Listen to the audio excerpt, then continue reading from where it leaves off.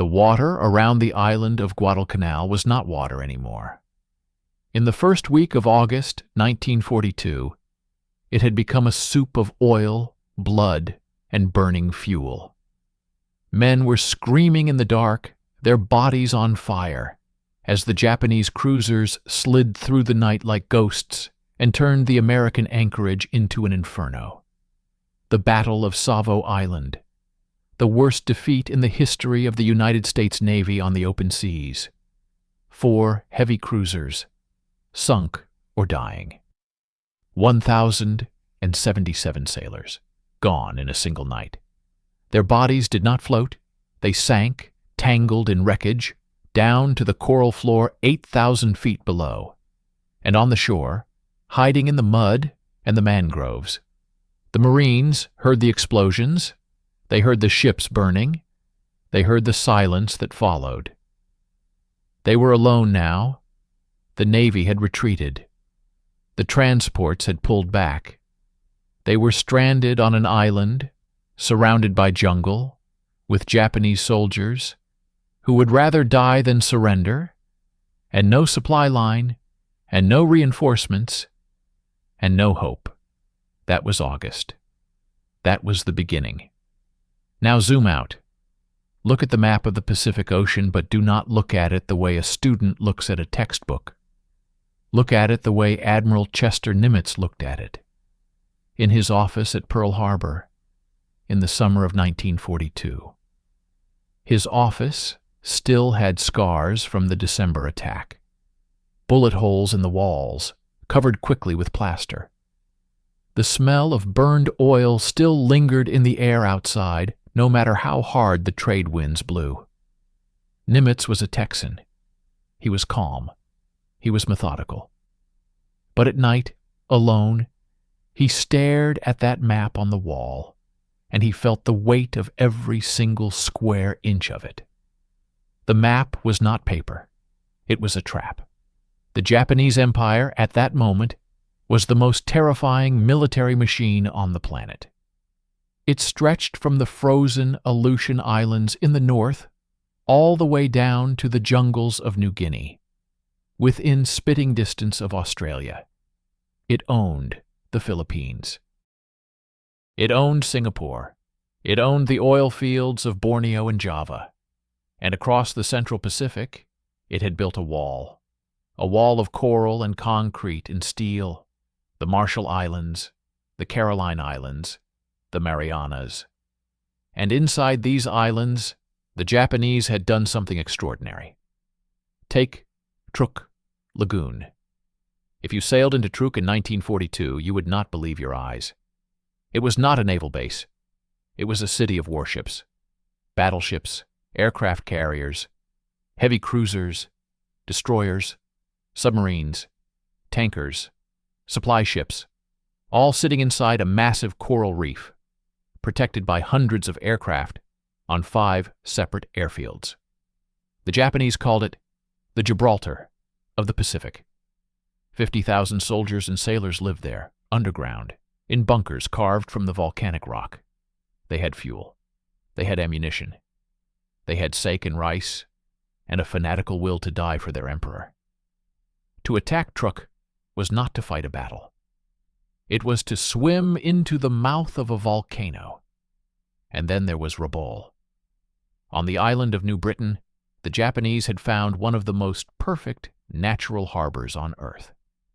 They turned it into a factory of war.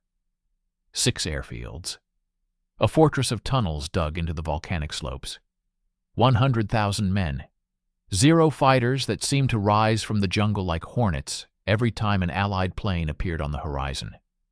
Rabaul was the hammer. Truk was the anvil. And between them they held the door to Japan locked tight. In Washington, the politicians were screaming. The newspapers were screaming. The American people, after Pearl Harbor, after Bataan, after the Death March, wanted blood. They wanted Tokyo bombed. They wanted the flag raised on the Emperor's palace. They wanted a straight line drawn across that map, an arrow pointing directly at the heart of the enemy. And the generals in Tokyo, Men like Admiral Yamamoto were praying for exactly that. They wanted the American Navy to come straight at them. They wanted a glorious, decisive, Trafalgar-style battle in the middle of the Pacific, where their battleships and their long-range torpedoes and their night-fighting destroyers could annihilate the American fleet in one final, epic clash. They had almost done it at Midway. They had failed by a miracle, by a few minutes, by a few bombs that caught the Japanese carriers with their planes on deck. But the trap was still there. The bait was still hanging. So here is the question that kept Nimitz awake at night. Here is the question that haunted General Douglas MacArthur, who had been forced to flee the Philippines on a tiny PT boat, leaving his men behind to starve and die in prison camps. The question was simple. How do you fight an enemy that owns the ocean? How do you break a wall without smashing your head against it until your skull cracks open and your brains spill into the sea? MacArthur had one answer. He was a general. He thought in terms of land, of armies, of glory. He wanted to fight through New Guinea, then jump to the Philippines, then straight to Japan. A path of honor, a path of revenge. Nimitz had another answer. He was an admiral. He thought in terms of logistics, of supply lines, of cold mathematics. He wanted to drive straight through the Central Pacific, island by island, using the Navy's new Essex-class carriers as the tip of a spear. They argued. They screamed at each other across the cables. They both went to Washington and pounded their fists on the tables of the Joint Chiefs. And the Joint Chiefs, men like General George Marshall, looked at the map and saw something that neither MacArthur nor Nimitz wanted to see. They saw that both men were right, and both men were wrong, because the answer was not on the map at all. The answer was in the water around Guadalcanal, in the screams of those burning sailors, in the silence of those stranded Marines. The answer was that you could not take everything. You could not fight everywhere. You could not smash every fortress. The answer, when it came, was so simple, so brutal, so cold-blooded that it took their breath away. What if you did not have to take Truk? What if you did not have to storm Rabaul? What if you could just walk around them, leave them behind, let them sit there with their 100,000 men, their thousands of aircraft, their concrete bunkers, and their sake and their fanatical will to die. Let them rot, cut their supply lines, let them starve, let them wither on the vine, and jump to the next island, and the next, and the next. A chain of leaps across the Pacific, each jump just far enough that the planes from the last island could cover the landing on the next. A path to Tokyo that went not through the mouth of the dragon but around it, past it, ignoring it, rendering all that concrete and all those men completely, utterly useless. It was genius. It was monstrous. And in the summer of 1942, staring at a map that stretched from Hawaii to Tokyo, covered in blood and oil and the wreckage of 1,000 ships, Admiral Chester Nimitz made a decision that would change the war forever. He picked up his pencil. He drew a line. And the line did not go through Truk.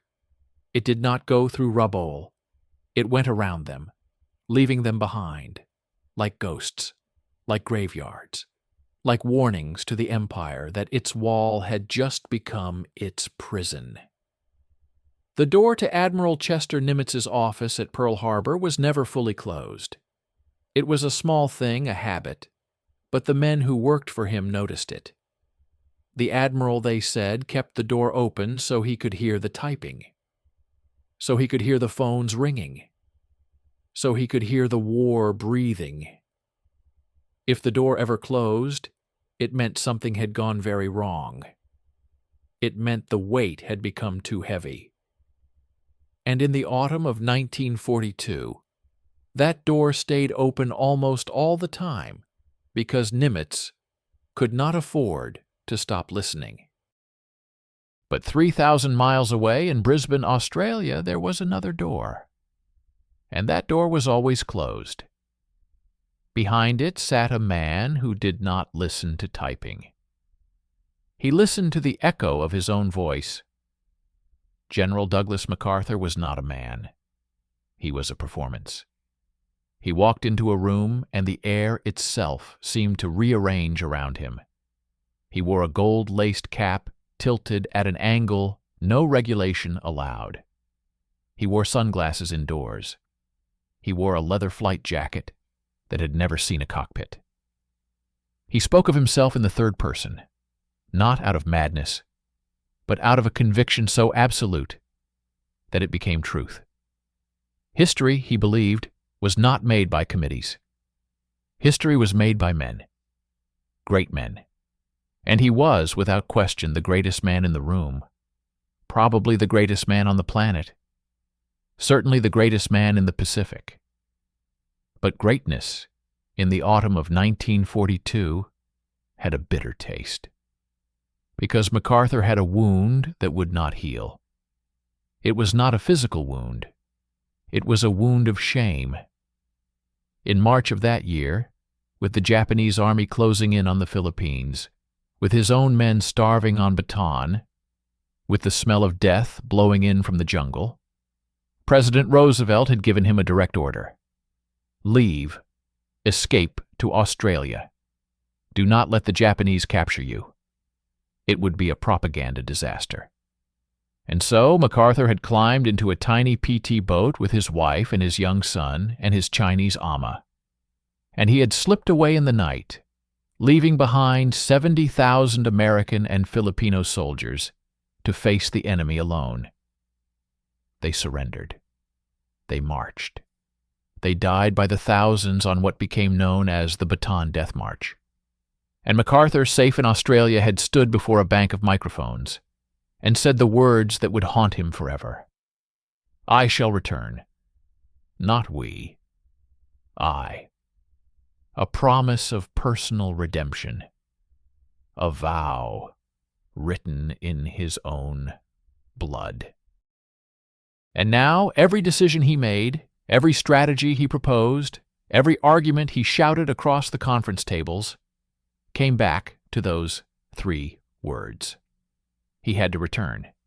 He had to walk back onto those beaches, onto that soil, and be seen by the world as the man who kept his promise. The Philippines were not just a strategic objective. They were his soul. And 3,000 miles away, sitting in that open-door office at Pearl Harbor, Chester Nimitz did not have a soul to reclaim. He had a job to do.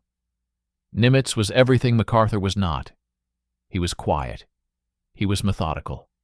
He was German-American stock from Texas, the son of a hotelier, a man who had learned to command not by shouting but by listening.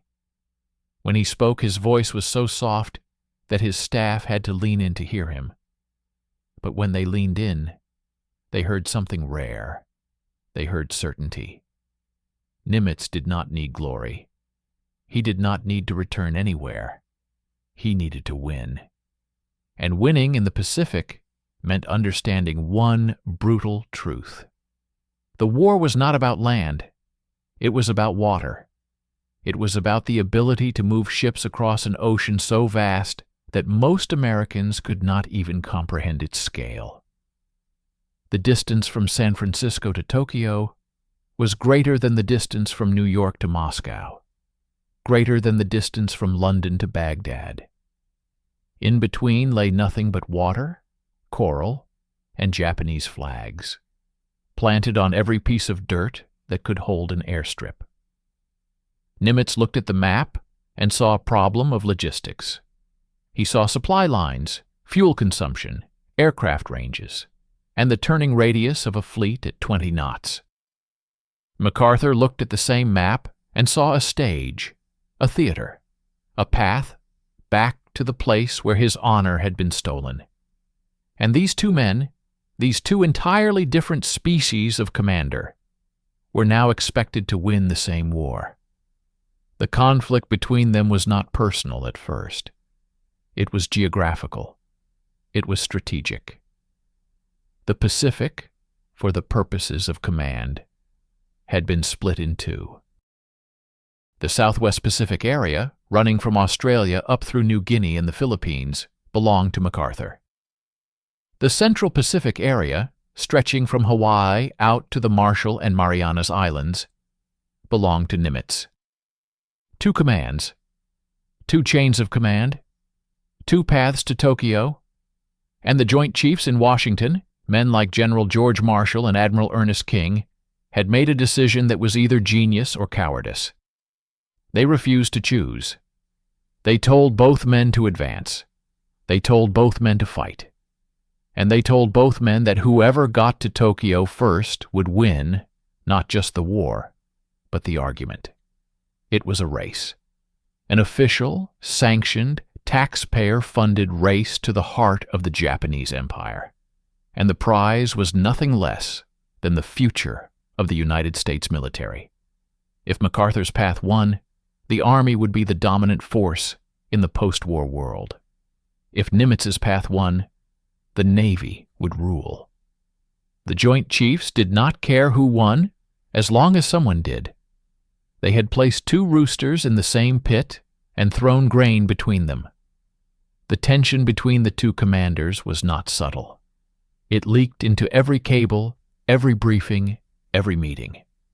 MacArthur referred to the Navy as a force best used for transportation. Nimitz, in private, called MacArthur's obsession with the Philippines a religious crusade dressed up as strategy. Their staffs hated each other. Stories spread through the wardrooms and the officers' clubs. MacArthur, it was said, had refused to even meet with Nimitz when the admiral visited Brisbane. He had sent a subordinate. He had stayed behind his closed door. Nimitz, for his part, had ordered his intelligence officers to stop sharing satellite data with MacArthur's command, because MacArthur's command kept leaking it to the press. The war in the Pacific was not just against the Japanese. It was against the man on the other side of the ocean. But here is the dark irony that neither man would admit aloud. They needed each other. MacArthur had the land, the islands, the staging grounds that Nimitz's fleet needed to refuel and rearm. Nimitz had the carriers, the flat tops, the floating airfields that MacArthur needed to protect his invasions from Japanese planes. They were locked in a marriage of convenience, a partnership of necessity, bound together by an enemy that would annihilate them both if they ever stopped moving forward. And the Japanese, watching from Tokyo, saw this conflict and smiled. They believed that the Americans would tear themselves apart, that the Army-Navy rivalry, famous since the days of the Spanish-American War, would paralyze the American advance, that MacArthur would charge up one path and Nimitz up another, and somewhere in the middle their supply lines would snap, their coordination would crumble, and the Imperial fleet would swoop in and destroy them piece by piece. It was a reasonable assumption. It was the assumption that had guided Japanese planning for decades. Divide your enemy. Let him defeat himself. It had worked against the Russians in 1905. It would work against the Americans now. But the Japanese had made one critical error. They had underestimated the desperation of the men in Washington. The Joint Chiefs, for all their squabbling, for all their bureaucratic turf wars, understood one thing that Tokyo did not. They understood that the Pacific was too big for one man, too big for one strategy, too big for one path, They understood that MacArthur and Nimitz, left to their own devices, would tear each other apart. And so they did something that infuriated both men. They imposed a compromise so strange, so awkward, so logistically nightmarish, that it should have collapsed under its own weight. They told MacArthur to advance along the coast of New Guinea toward the Philippines. They told Nimitz to advance through the Central Pacific, toward the Marianas. 2 separate axes, 2 separate supply lines, 2 separate commanders. And then they added one single instruction buried in the middle of a long, dense, bureaucratic memorandum. An instruction that changed everything. The instruction was simple. Both commands, it said, were to advance using the same tactical method. A method that had no name yet but was taking shape in the burned waters around Guadalcanal, in the mud of New Guinea, in the brains of staff officers who stayed up all night calculating fuel consumption and aircraft ranges. The method was this: do not take every island, do not attack every fortress. Identify the enemy's strong points, the places where he has poured concrete and men and guns, and leave them behind.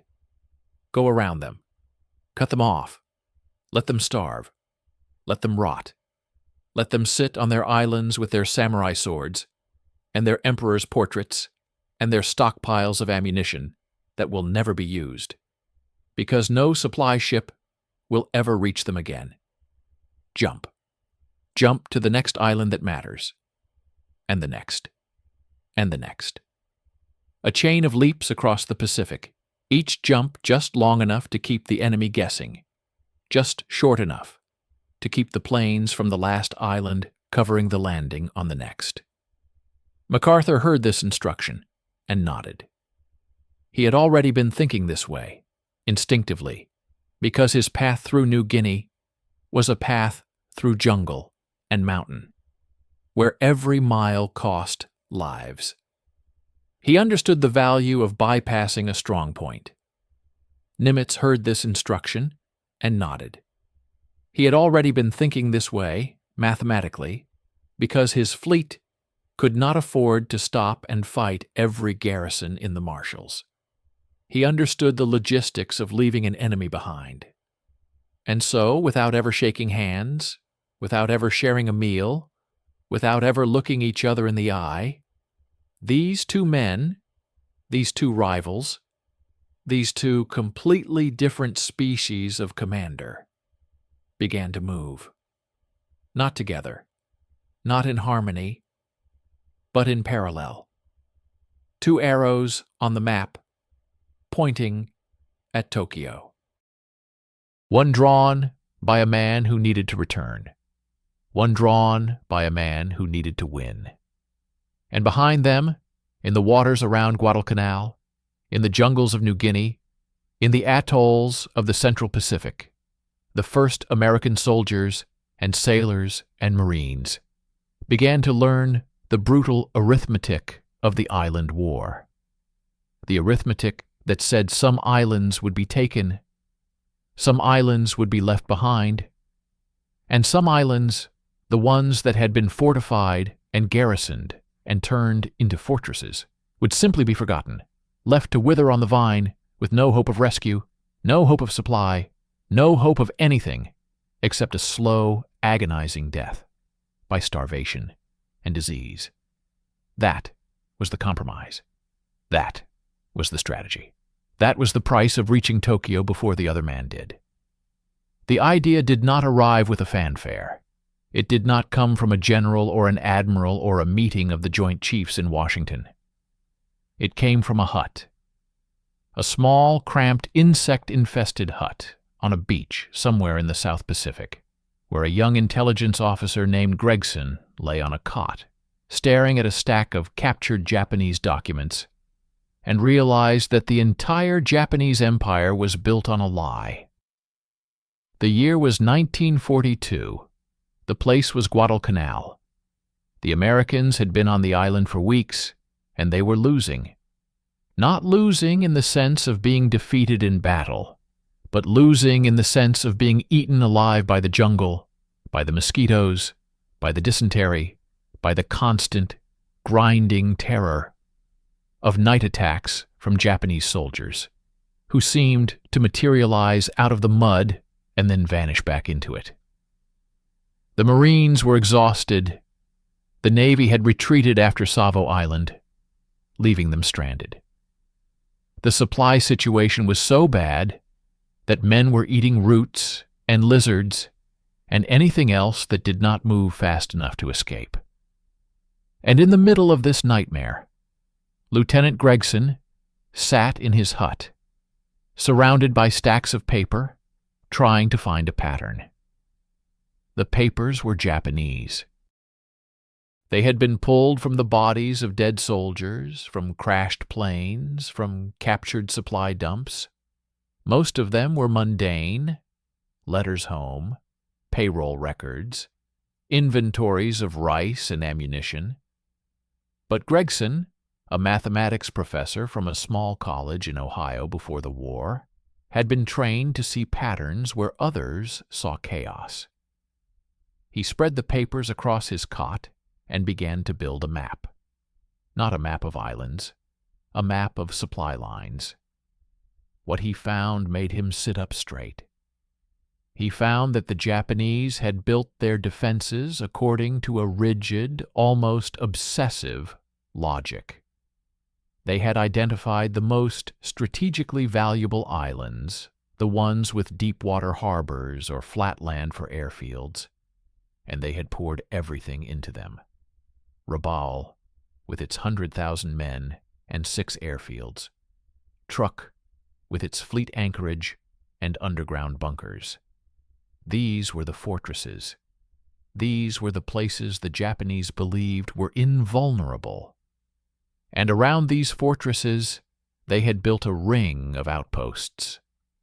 Smaller islands with smaller garrisons, designed to act as early warning stations, as speed bumps, as places where an invading American force would have to fight and bleed and slow down, giving the fortress time to react. But here was the pattern that Gregson saw, the pattern that no one else had noticed. The outposts were connected to the fortresses. They depended on the fortresses. They received their supplies from the fortresses. Their radios reported to the fortresses.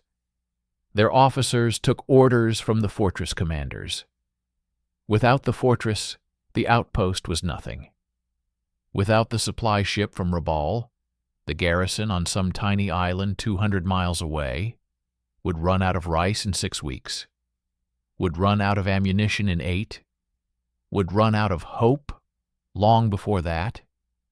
Gregson walked to the door of his hut and looked out at the jungle, at the mud, at the exhausted Marines staggering past with their rifles and their 1,000-yard stares. And he understood something that no one had taught him in Ohio. He understood that war was not about killing every enemy soldier. It was about making the ones you did not kill irrelevant. He wrote a report. A long, detailed, boring report filled with charts and tables and calculations about rice consumption and shipping frequencies. He sent it up the chain of command. And somewhere in the labyrinth of the Navy bureaucracy, that report landed on the desk of a man who knew exactly what to do with it. The man was not a genius. He was not a famous admiral or a legendary general. He was a staff officer, a planner, a man whose job was to think about problems that no one else wanted to think about. His name, lost to history now, was Commander Forrest Sherman. And when he read Gregson's report, he saw not a mathematical exercise, but a weapon. Sherman began to draw. He drew circles on maps. He drew arrows. He drew lines connecting Japanese bases to their supply sources. And then he drew lines cutting those connections. He imagined a campaign not of conquest, but of isolation. A campaign where American forces would not try to capture every island, would not try to kill every Japanese soldier, would not try to smash every fortress. Instead, they would leapfrog. They would jump past the strong points, seize the weak points, and then use those weak points as platforms to jump again. Each jump would be carefully calculated, measured in miles of aircraft range, in days of fuel supply, in the capacity of landing craft to deliver men and equipment onto hostile beaches. The Japanese fortresses, the ones with the 100,000 men and the concrete bunkers and the endless stockpiles of ammunition, would be left behind. Not defeated, not conquered, just abandoned. Left to sit on their islands, staring at the horizon, waiting for supply ships that would never come. Sherman took his drawings to his superiors. They looked at him as if he were insane. "Leave Rabaul alone, leave Truk untouched. But the Japanese are there, thousands of them. They will attack our flanks. They will sortie their fleet. They will—" And then they stopped, because they realized something. The Japanese could not attack anything if they had no fuel, could not sortie if they had no ships, could not fight if they had no ammunition. And all of those things, the fuel, the ships, the ammunition, came from somewhere else. They came from tankers and freighters and supply convoys that sailed predictable routes across the Pacific. And those convoys could be sunk. Those routes could be cut. Those fortresses could be turned into prisons. The concept had a name. Someone, probably a journalist looking for a catchy phrase, called it island hopping. The men who planned it, the men who calculated the ranges and the supplies and the casualty estimates, called it something else. They called it bypassing. And they understood, in a way that the public never would, that bypassing was not a gentle strategy. It was not a way to avoid fighting. It was a way to choose which fights mattered, and which fights could be left to time and starvation and disease. The logic was brutal, but it was simple. Imagine a line of islands stretching across the Pacific. On the first island, the Japanese have built an airfield. They have 5,000 soldiers, artillery, radar, everything they need to resist an invasion. On the second island, 100 miles away, they have a smaller garrison. Maybe 500 men. A few coastal guns. Nothing that could stop a determined assault. The traditional approach, the approach that military academies had taught for centuries, was to take the first island first, to reduce the strong point before advancing. But the traditional approach would cost thousands of lives. The beaches would run red. The bombers from the first island would hit the landing craft heading for the second. It was a meat grinder. The island-hopping approach was different. You ignore the first island. You sail right past it, within sight of its shores, within range of its guns. You take the second island. You build your own airfield there, on the ground that cost you 500 lives, instead of 5,000. And then you use that airfield to bomb the first island. You bomb its airfield until it cannot launch planes. You bomb its supply dumps until they burn. You bomb its morale until the soldiers inside, the ones who trained for years to die gloriously for the emperor, realize that they are not going to die gloriously. They are going to starve. Slowly, hungrily, forgotten. It was genius. It was monstrous. It was the kind of strategy that could only be conceived by men who had stared into the abyss of total war and realized that the old rules, the rules of chivalry, the rules of honor, the rules of direct confrontation, were luxuries they could not afford. The Pacific was too big. The Japanese were too dug in. The American people back home were too impatient. There was no time to fight every battle. There was only time to win the war. But the strategy had a weakness. A terrible gaping weakness that the planners in their air-conditioned offices in Pearl Harbor and Washington could not fully grasp. The weakness was the men on the ground, the Marines, the soldiers, the sailors, the ones who had to actually make the jumps. They did not see maps with neat circles and arrows. They saw beaches. They saw machine guns. They saw coral reefs that ripped the bottoms out of landing craft. They saw jungles where the enemy was invisible until the moment he pulled the trigger. They saw their friends die, not in some grand strategic design, but in the mud, in the dark, in the rain. And the men who were left behind, the Japanese garrisons on the bypassed islands, they saw something else. They saw the horizon. Day after day, week after week, they watched for the smoke of their own supply ships. They listened for the sound of their own planes. They waited for rescue, for reinforcement, for the order to attack. And nothing came. The ships never appeared. The planes never came. The horizon stayed empty. The rice ran out. The ammunition ran out. The medicine ran out. They began to eat roots. They began to eat bark. They began to look at each other with a hunger that had nothing to do with food. And still, they waited. Still, they hoped. Still, they believed that the Emperor had not forgotten them. But the Emperor had forgotten them. The Empire had moved on. The war had passed them by. They were ghosts, still breathing, still suffering, still clinging to life on islands that no longer mattered to anyone except the crabs and the birds and the endless, indifferent jungle.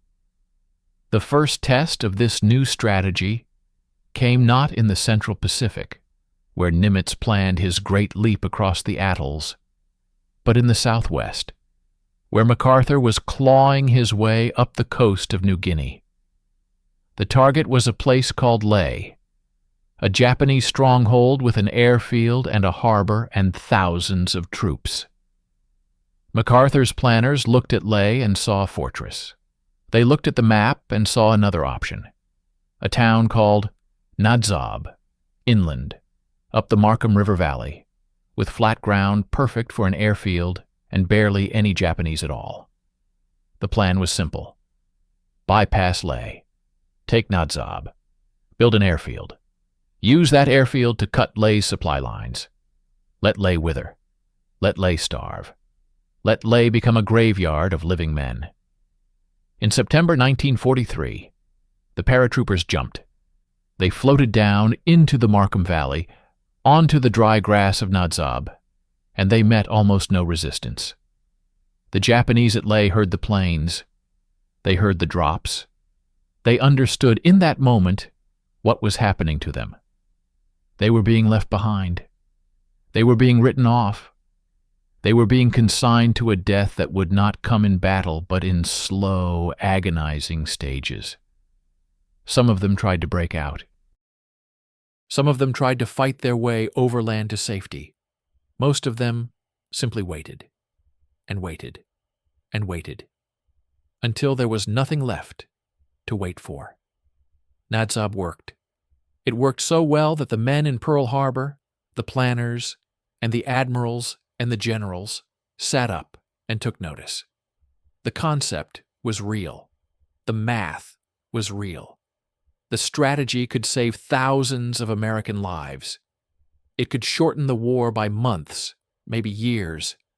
It could turn the Japanese Empire's greatest strength, its fortified perimeter, into its greatest weakness, a chain of prisons holding hundreds of thousands of men who could not fight because they could not move because they had no fuel because the Americans had cut their lines and left them behind. But even as the planners celebrated, even as they drew their arrows across newer and bigger maps, even as they prepared for the great leap across the Central Pacific, a question lingered in the back of their minds. A question they did not ask aloud. A question about the men on the bypassed islands, about what happened to them, about whether they would simply starve, or whether they would find a way to fight, to move, to become a threat again. The question had no answer. Not yet. The war was too young. The strategy was too new. The only way to find out was to keep jumping, to keep bypassing, to keep leaving islands behind and watching to see what happened next. The first lesson of island hopping was not learned in a classroom. It was not learned from a map or a briefing or a stack of intelligence reports. It was learned in the water, at night, with the tracers flying and the ships burning and the men screaming in a language that sounded like nothing human. The place was Guadalcanal. The time was 1942. And the lesson was this: the Japanese did not know how to surrender, and the ocean did not care how brilliant your strategy was. The men who landed on Guadalcanal in August of that year were not thinking about grand strategy. They were thinking about the heat, the humidity, the way the jungle pressed in on them like a living thing, dripping and buzzing and stinking of rot. They were thinking about the mosquitoes that rose from the swamps in clouds so thick you could not open your mouth without swallowing them. They were thinking about the dysentery that emptied their bowels 10, 20, 30 times a day until they were shitting blood and praying for death. They were thinking about the Japanese, who did not come out during the day, who hid in the jungle and waited, and who at night emerged from the darkness with bayonets and screams and a hatred so pure it felt like a physical force. The 1st Marine Division had been thrown ashore with almost no intelligence about what they would find. The maps were wrong. The terrain was wrong. The enemy was wrong. The Marines had been told the Japanese would crumble. Instead, the Japanese attacked, not in desperation but in fury. They came across the Tenarú River on the night of August 21st, wave after wave of them, running straight into the machine guns, their officers leading with samurai swords, their men screaming "Banzai" as the bullets tore through them. They kept coming. They climbed over their own dead. They reached the American lines. They stabbed and hacked and clawed with their bare hands. And when morning came, the beach was carpeted with bodies. 900 Japanese dead, 35 Americans. The Marines looked at the piles of corpses and understood something that no briefing could have taught them. They were not fighting an army. They were fighting a religion. And while the Marines fought and died on the island, the Navy fought and died in the waters around it. The Battle of Savo Island, the night of August 9th, had been a massacre. 4 American cruisers sunk, 1,000 men gone in the dark, and the Japanese ships had withdrawn without losing a single vessel. The Navy retreated. They had to. The risk of losing the aircraft carriers, the only real power the Americans had in the Pacific, was too great. So they pulled back, leaving the Marines stranded, alone, with no supply lines, and no reinforcements, and no hope except the ammunition in their rifles, and the conviction that retreat was not an option. The Marines called it the Cactus Air Force. Cactus was the code name for Guadalcanal. The Air Force was a handful of planes, Wildcats and Dauntlesses, operating from a runway so muddy that pilots sometimes landed in 6 inches of water. They flew every day. They flew until they collapsed. They bombed the Japanese ships bringing reinforcements. They strafed the Japanese troops moving down the coast. They died, one by one, in the air and on the ground, and new pilots arrived to take their places, and they died too. By October, the Cactus Air Force had lost more than half its planes. But the Japanese had lost more. They had lost supply ships, troop transports, destroyers. They had lost the ability to feed their men on the island. The Japanese soldiers on Guadalcanal began to starve. They ate roots, they ate grass, they ate the moss off trees. Some of them, the stories say, ate each other. And still, they fought. Still, they attacked. Still, they came screaming out of the jungle at night, driven by hunger and hatred and a code of honor that said death was better than surrender. The Marines killed them by the thousands. Killed them until the rivers ran red and the jungle stank of rotting flesh and the flies were so thick you could not eat without swallowing them. But the Japanese kept coming. There was always another wave. Always another battalion. Always another ship full of soldiers willing to die for the emperor. The Marines began to wonder if it would ever end. If they would ever be relieved. If they would ever see their homes again. November came. The Navy returned. Not all of it. Not the carriers, but the battleships, the cruisers, the destroyers. They came to stay. They fought the Japanese on the night of November 13th in a battle so close and so violent that ships fired their guns at point-blank range, that men on deck could see the faces of the enemy gunners, that the water itself seemed to boil with the heat of explosions. The Americans lost ships. The Japanese lost ships. But when morning came, the Japanese fleet withdrew. They had taken too much damage. They could not risk another night.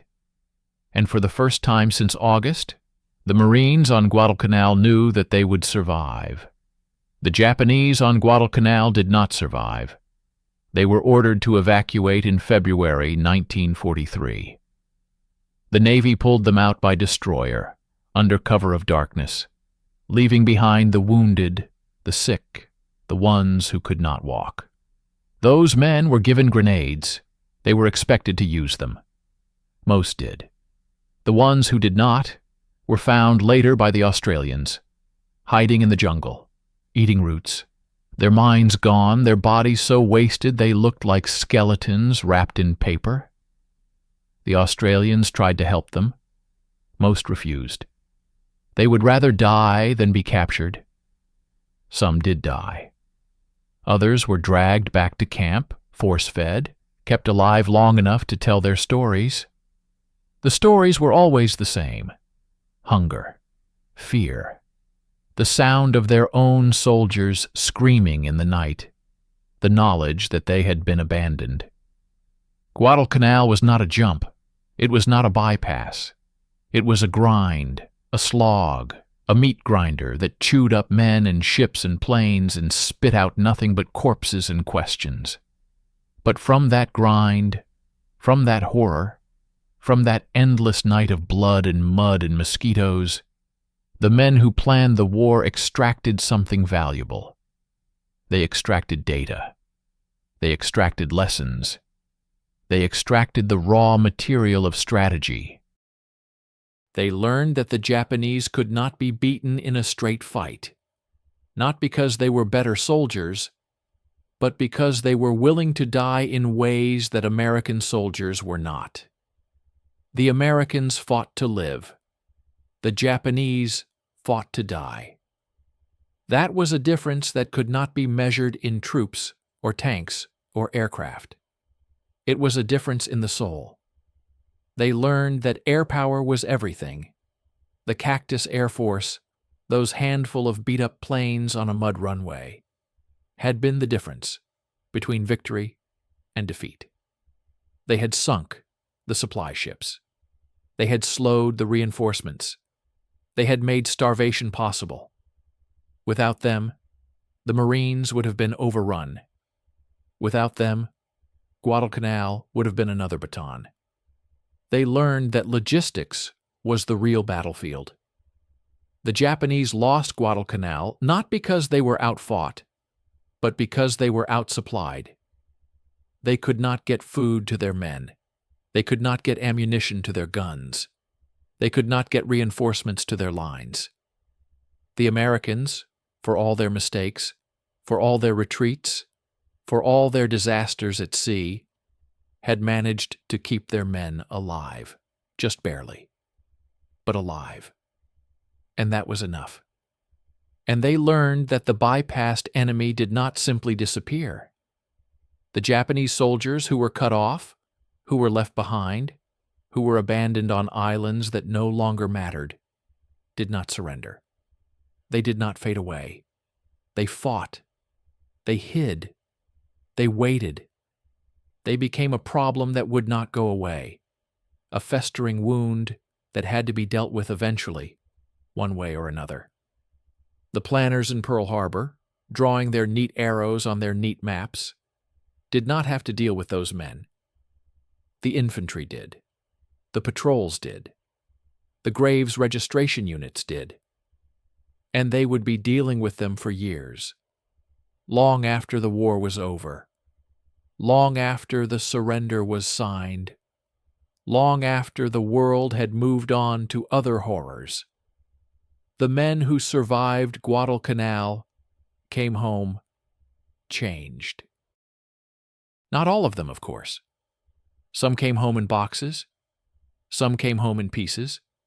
Some came home with their minds shattered, their souls hollowed out, their ability to feel anything except fear and anger permanently destroyed. But the ones who came home whole, or at least whole enough, carried with them a knowledge that could not be taught.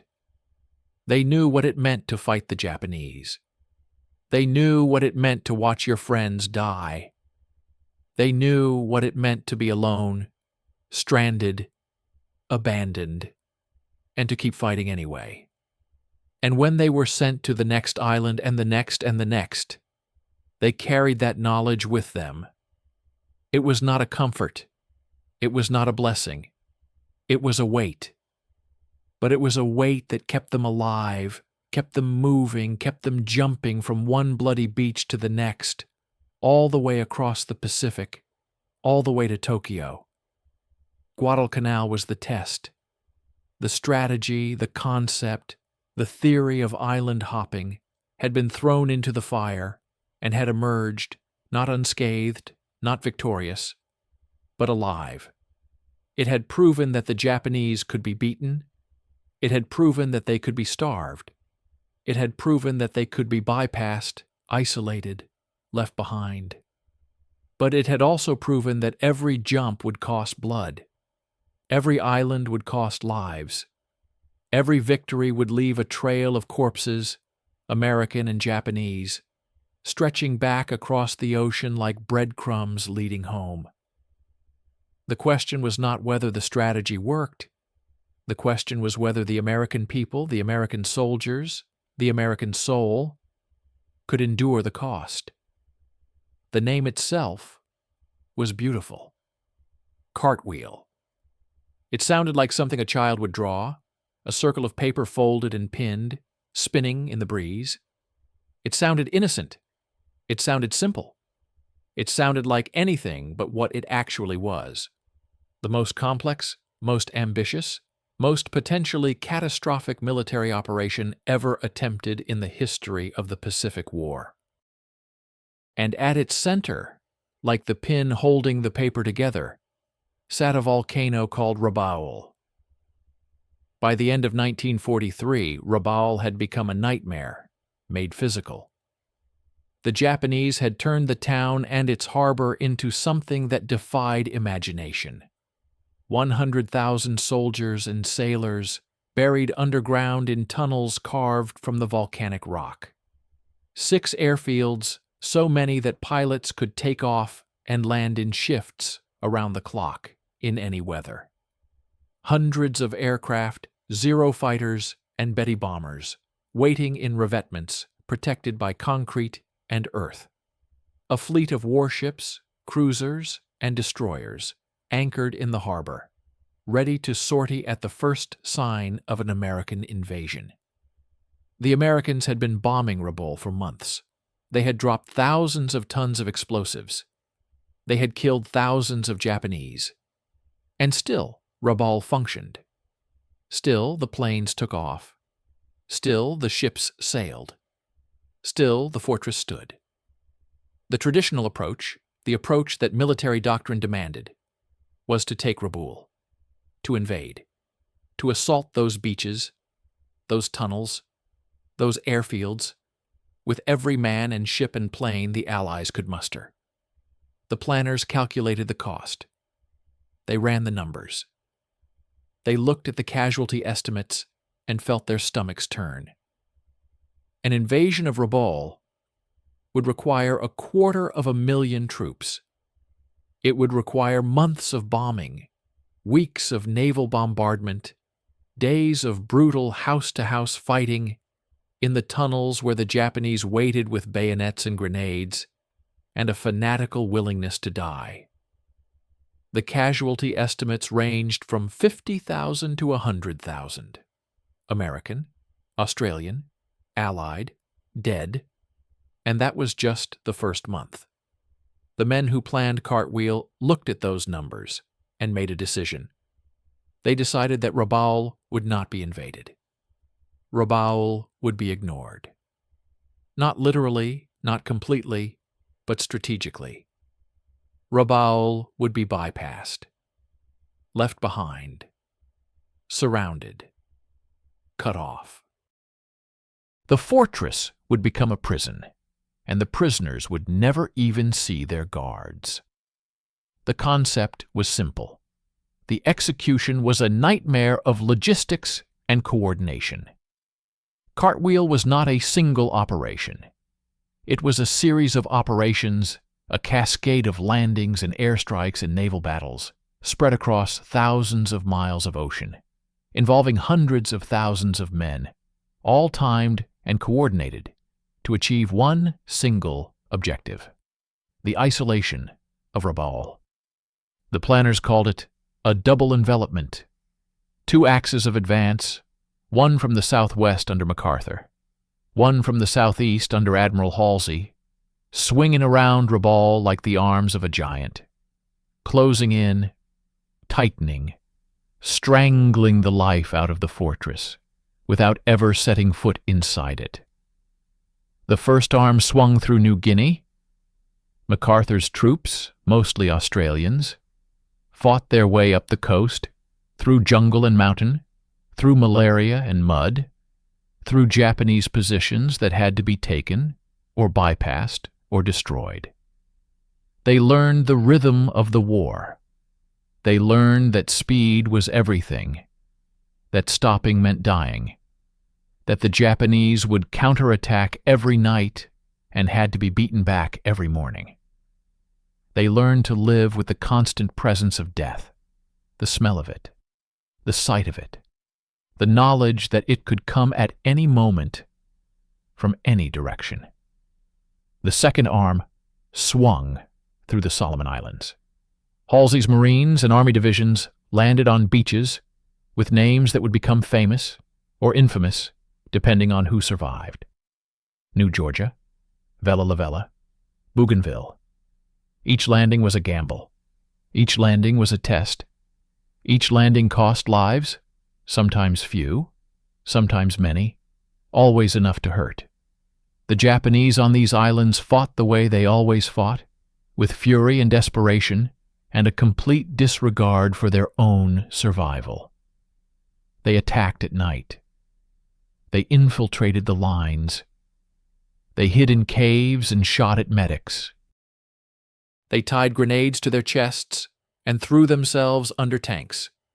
The Americans learned to hate them, learned to fear them, learned to kill them without thinking, without feeling, without remorse. It was the only way to survive. And above it all, above the islands and the jungles and the coral reefs, the planes fought their own war. The Americans built airfields on every island they took. Seabees, Navy construction battalions, landed with the first waves, sometimes under fire, and began bulldozing runways out of coral and mud and mangrove swamp. They worked day and night, through Japanese air raids, through tropical downpours, through exhaustion so deep it became a kind of madness. They built runways in weeks that would have taken months anywhere else in the world. And once the runways were built, the planes came. Bombers, fighters, reconnaissance aircraft. They flew from the new fields to bomb the next Japanese base, to soften the next landing beach, to cut the next supply line. The air war became a rhythm, a pulse, a heartbeat driving the entire campaign forward. The Japanese at Rabaul watched and waited. They saw the American airfields creeping closer. They saw the bombing raids increasing. They saw their supply ships being sunk, their convoys destroyed, their reinforcements drowned. They knew what was happening. They understood the strategy, but they could do nothing to stop it. Every time they sent planes to attack the new American fields, they lost planes. Every time they sent ships to reinforce their outposts, they lost ships. The fortress was becoming a trap, a cage, a tomb waiting to be sealed. In November 1943, the trap snapped shut.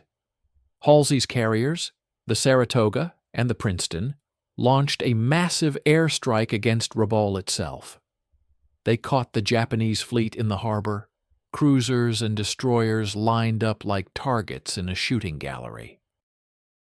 The American pilots dove through anti-aircraft fire so thick it looked like a cloud, dropped their bombs and torpedoes, and pulled away. When the smoke cleared, 6 Japanese cruisers were damaged or sinking.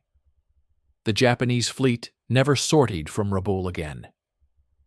The fortress had lost its teeth, but the fortress still had claws.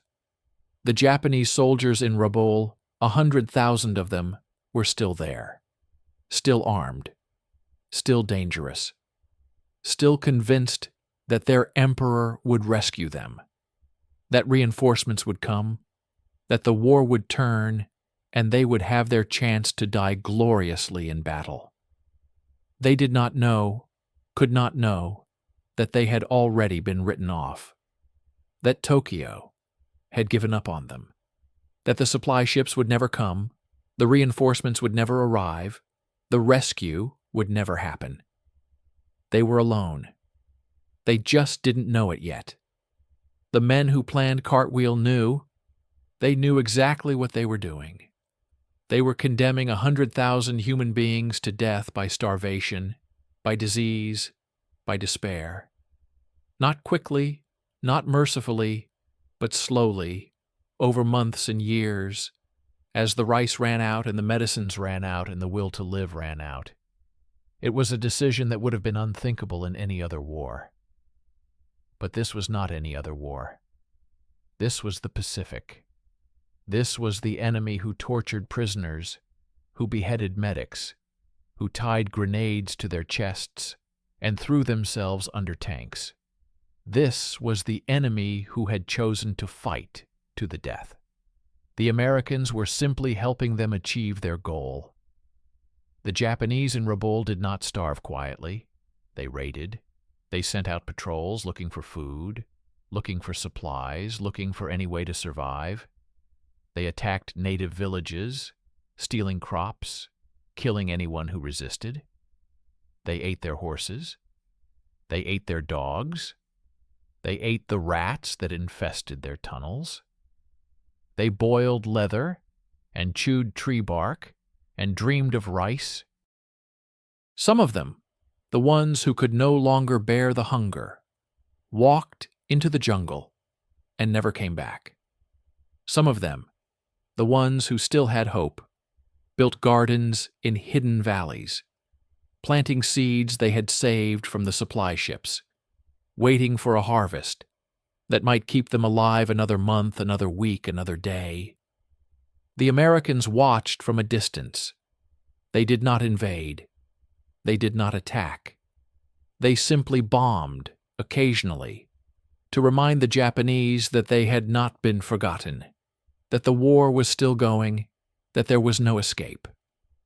The bombers came and went, dropped their loads, and disappeared back over the horizon. The Japanese huddled in their tunnels, listening to the explosions, waiting for the all-clear, waiting for the next raid, waiting for the end.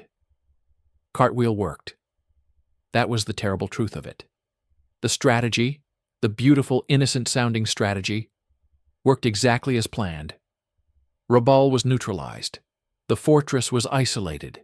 The 100,000 men inside it were rendered irrelevant to the rest of the war.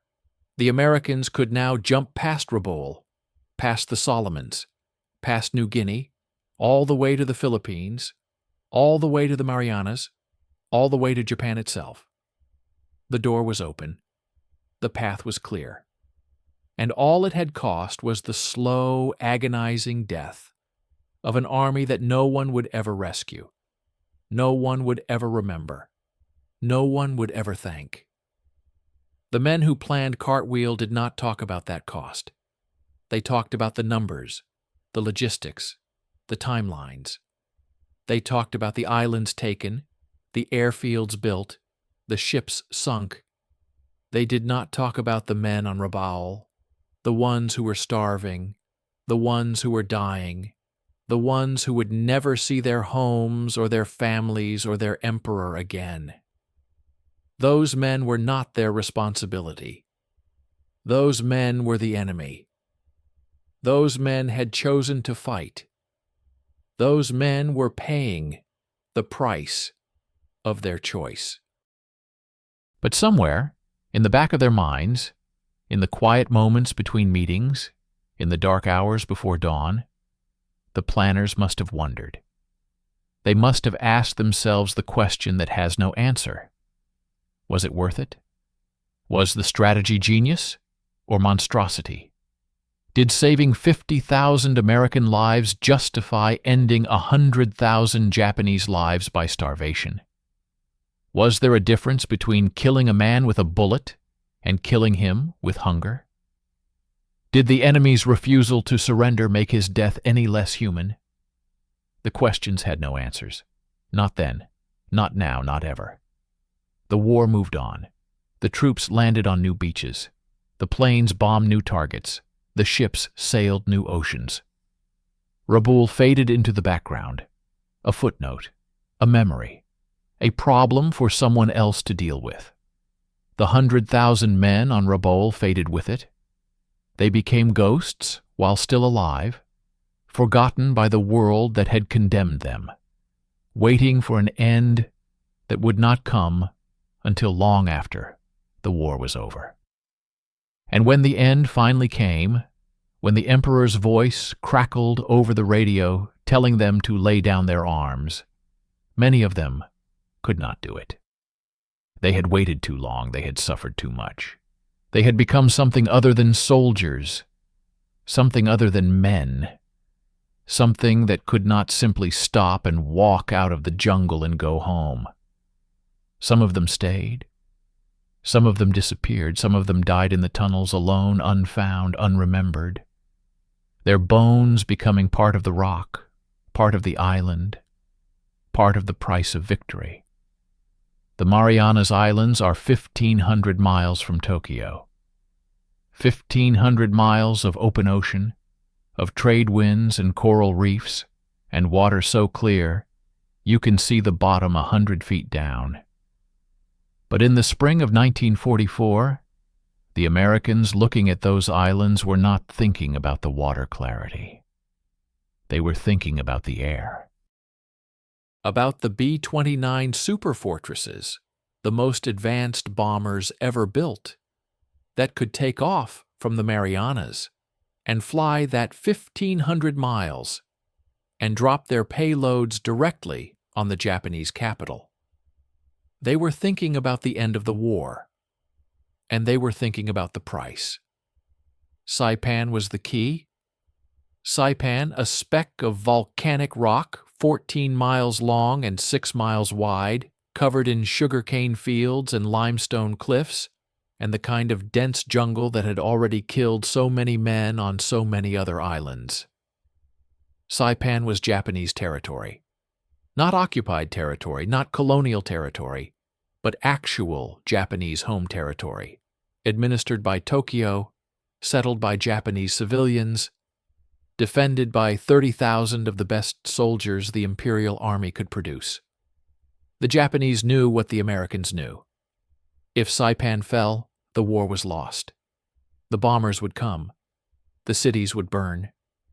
The emperor himself would be within range. And so the Japanese prepared for the invasion the way they prepared for everything. With every man, every gun, every ounce of fanaticism they possessed. The invasion force was the largest ever assembled in the Pacific.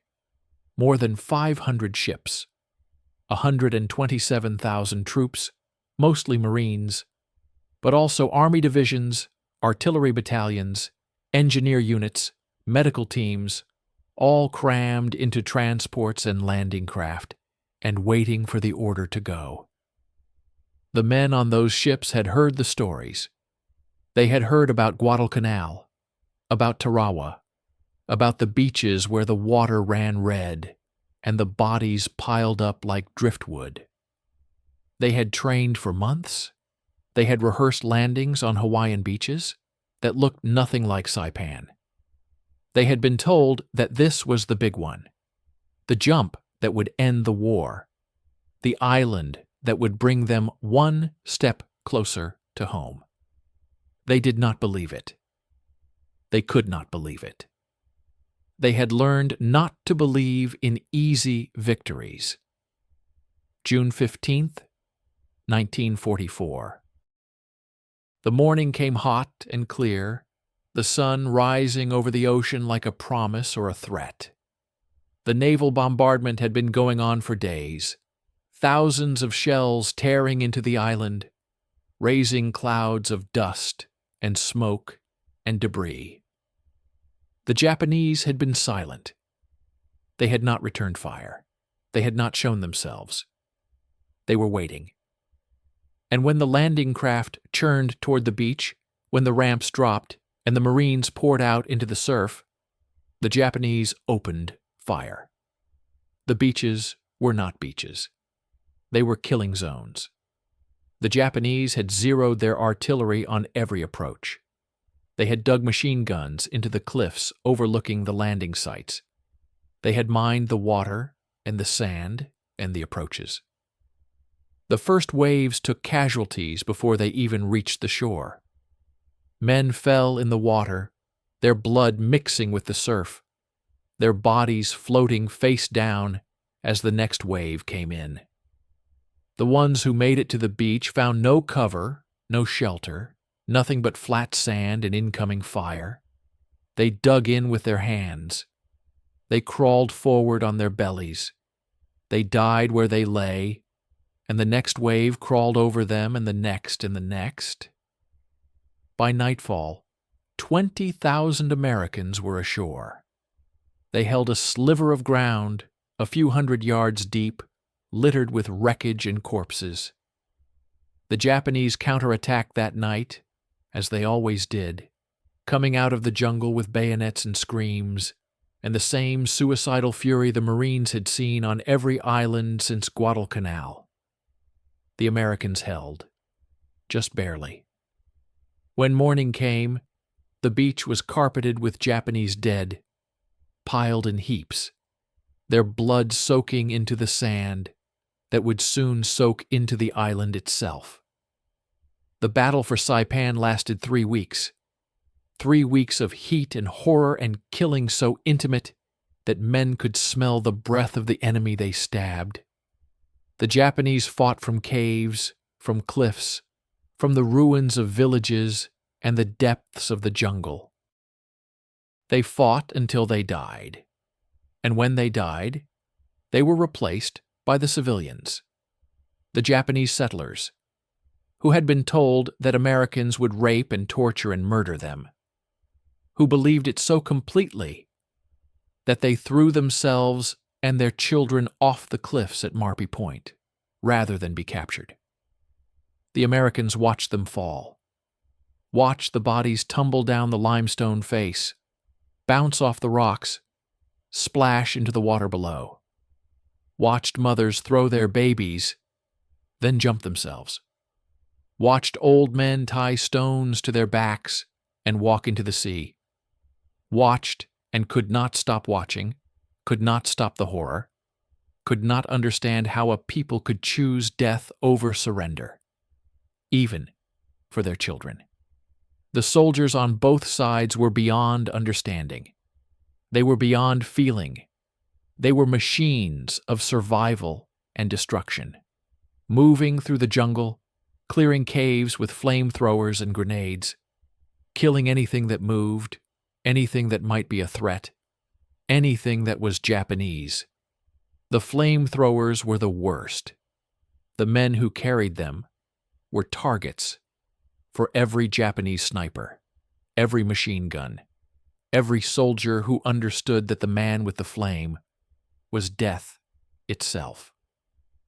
When a flamethrower operator fell, another man picked up the hose, the tanks, the torch, and kept going. The Japanese in the caves screamed when the fire came. They screamed in a way that haunted the Americans who heard it, haunted them for years, haunted them until they died, haunted them beyond death. The screams did not stop. They could not be stopped. They were the sound of the Pacific War, the sound of men burning alive because they would not come out, would not surrender, would not give up. And while the Marines burned and died on Saipan, the Japanese fleet finally came out to fight. The Battle of the Philippine Sea was the largest carrier battle in history. The Americans had 15 carriers, 7 battleships, dozens of cruisers and destroyers, hundreds of planes. The Japanese had 9 carriers, 5 battleships, and the remnants of their once great naval air arm, now flown by pilots who had been rushed through training, who could barely land on a carrier, who had no chance against the American aviators, who had been fighting and surviving for 2 years. The Japanese plan was desperate. They would use their carriers as bait, drawing the American fleet away from Saipan while their land-based aircraft from Guam and Rota attacked from the other side. It was a gamble. It was the only gamble they had left. The Americans were ready. Their radar picked up the incoming raids hours before they arrived. Their fighter directors vectored the Hellcats into position with a calm efficiency that would have been unimaginable 2 years earlier. And when the Japanese planes came within range, the Hellcats fell on them like wolves on sheep.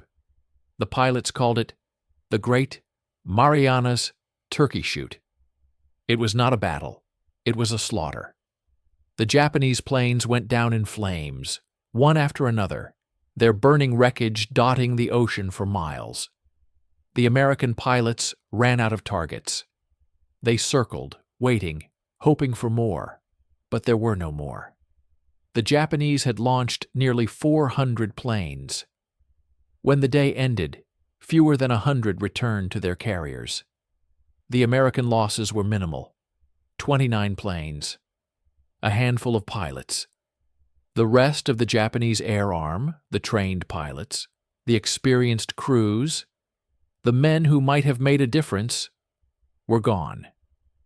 They were at the bottom of the Philippine Sea, their bodies floating among the wreckage, their souls joining the ghosts of all the other Japanese who had died for an emperor who would never save them. The American submarines finished what the planes had started. They found the Japanese carriers, the big ones, the fleet carriers that had survived Midway, and the Solomons, and the years of war. The Albacore put 3 torpedoes into the Taiho, the newest, largest carrier in the Japanese fleet. The fuel tanks ruptured. The fumes spread. The ship exploded and sank, taking with it everyone who had not escaped. The Kavala found the Shokaku, a veteran of Pearl Harbor, a survivor of the Coral Sea, a ship that had seen it all and come through. The torpedoes tore into her side. She burned. She sank. She joined her sisters on the bottom. By the time the battle ended, the Japanese carrier force had ceased to exist as a fighting force. 3 carriers sunk, hundreds of planes destroyed, thousands of pilots and sailors dead. The Americans had won the greatest naval victory in their history, and they had done it with almost no loss of their own. The Japanese fleet limped back to home waters, its teeth pulled, its claws broken, its ability to project power across the ocean gone forever. But the battle for Saipan continued. The Japanese on the island did not know about the Turkey Shoot. They did not know that their fleet had been destroyed.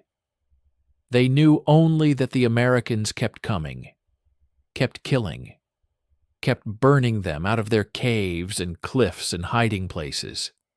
They knew that their officers had told them to fight to the death, and they were doing exactly that.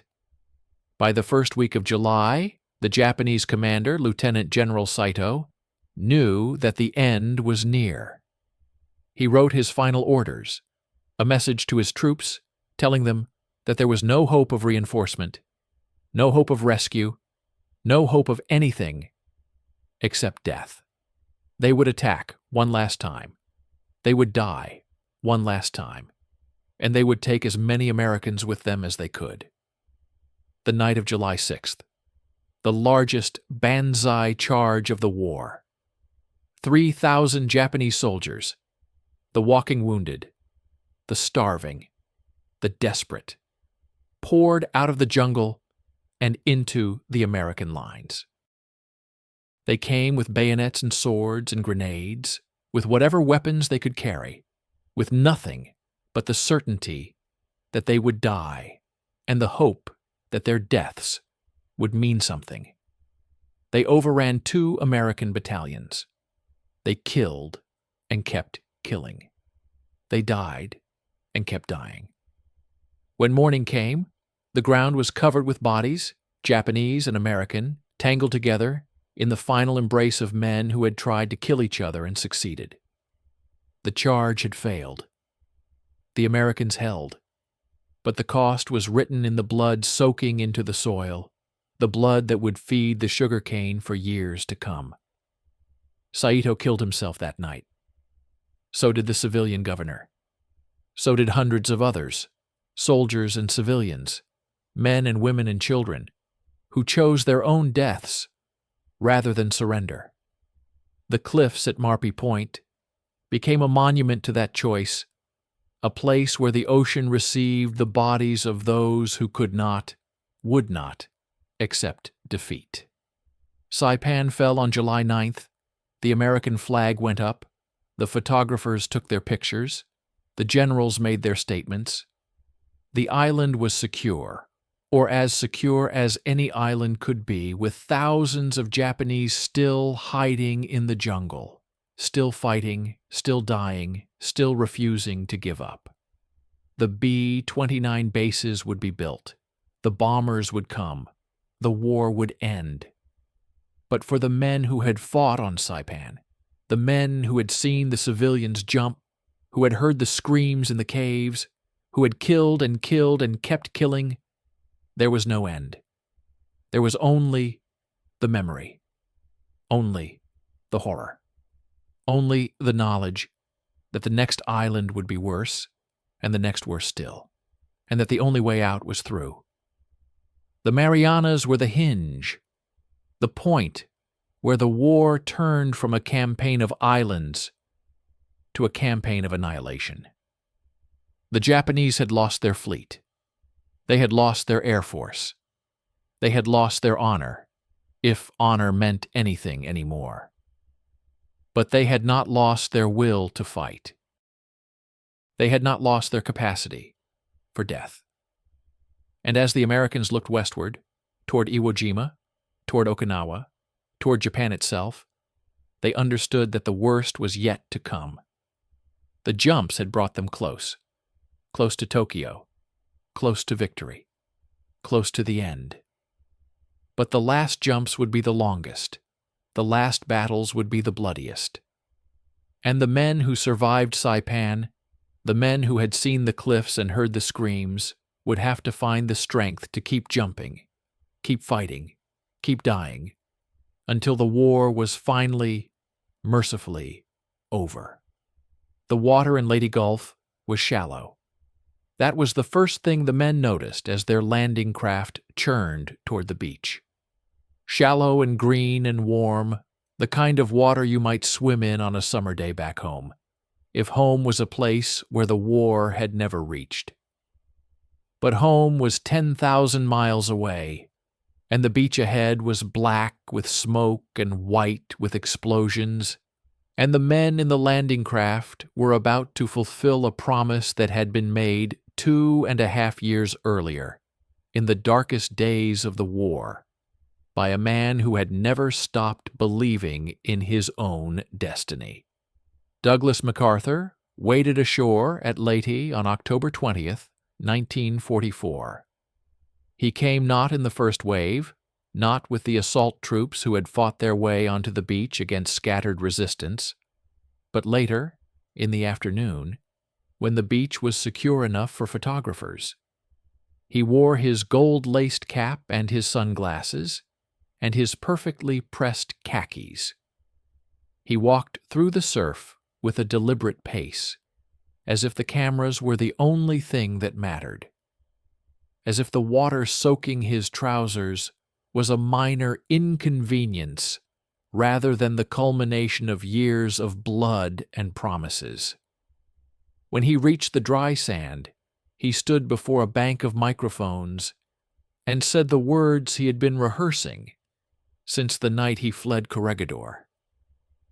People of the Philippines, I have returned. It was pure theater. It was pure MacArthur.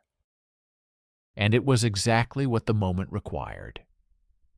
The Filipinos, who had suffered through years of occupation, who had watched their friends and families tortured and killed, who had hidden in the jungles and fought as guerrillas and waited for the day when the Americans would come back, needed to hear those words.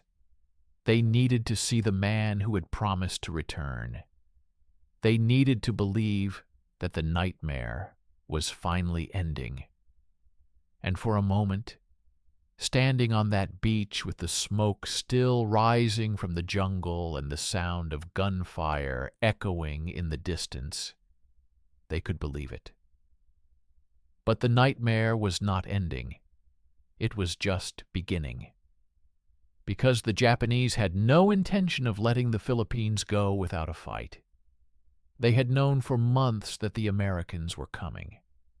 They had known that Leyte, with its deep water and its strategic location, would be the target.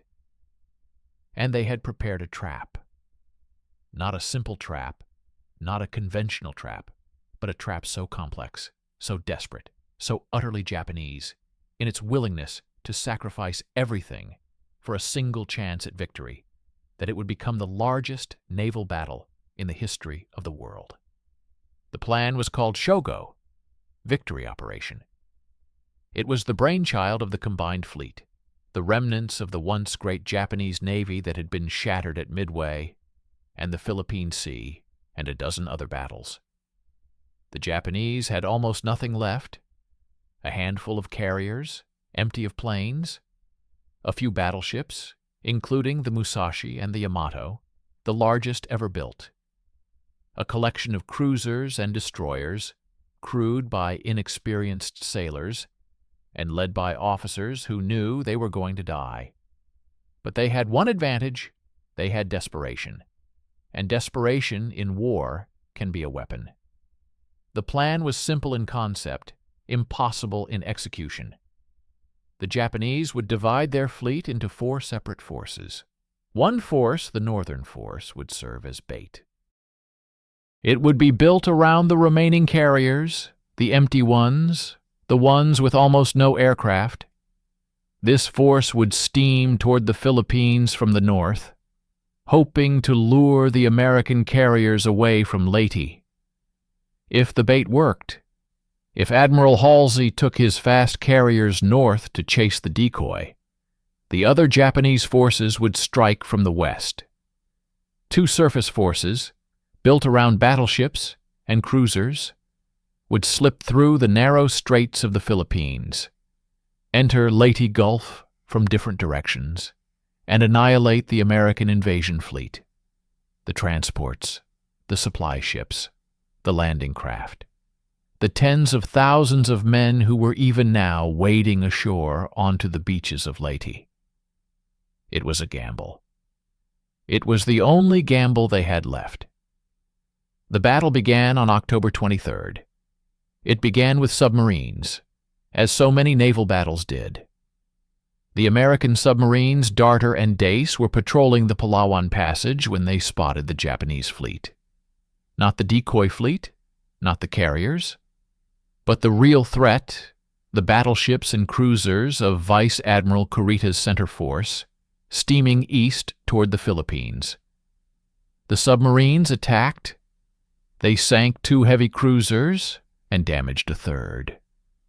One of the sunken cruisers carried the flag of Kurita's own staff. Hundreds of Japanese sailors died in the dark water, their ships torn open by torpedoes, their bodies joining the wreckage on the bottom. But Kurita pressed on. He had to. The plan depended on him. October 24th. The Sibuyan Sea. The American carriers found Kurita's force and attacked with everything they had. Wave after wave of Hellcats and Helldivers and Avengers dove through the anti-aircraft fire, dropping bombs and torpedoes, pounding the Japanese ships with a fury that seemed unstoppable. The Musashi, the largest battleship in the world, took hit after hit. 19 torpedoes, 17 bombs. She rolled over and sank, taking more than 1,000 men with her. Kurita's force was battered, bloodied, but not destroyed. He turned west, retreating, or appearing to retreat. The American pilots reported that he was finished, that he was running, that the threat was over. They were wrong. Kurita was waiting for night, waiting for the trap to spring. While the carriers pounded Kurita, another battle was brewing to the south. The southern force, 2 separate groups of Japanese ships, tried to force their way through the Surigao Strait. They were met by the old battleships, the ones that had been raised from the mud of Pearl Harbor, the ones that had been given new life and new guns and new crews hungry for revenge.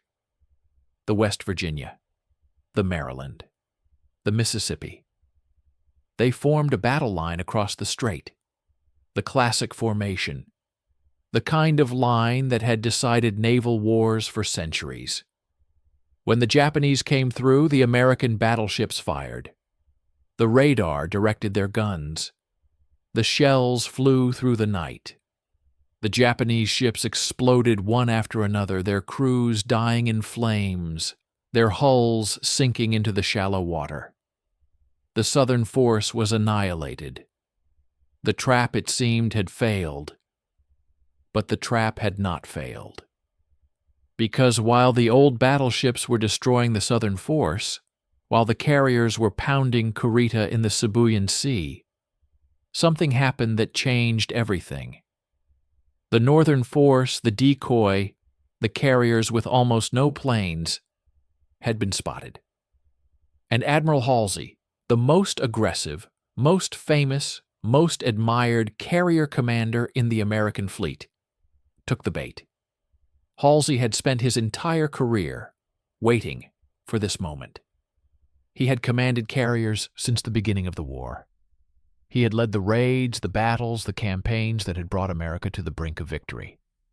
He believed, with the certainty of a man who has never been wrong, that the carrier was the weapon, that the enemy's carriers must be destroyed, that the chance to annihilate the last of the Japanese carrier force could not be passed up.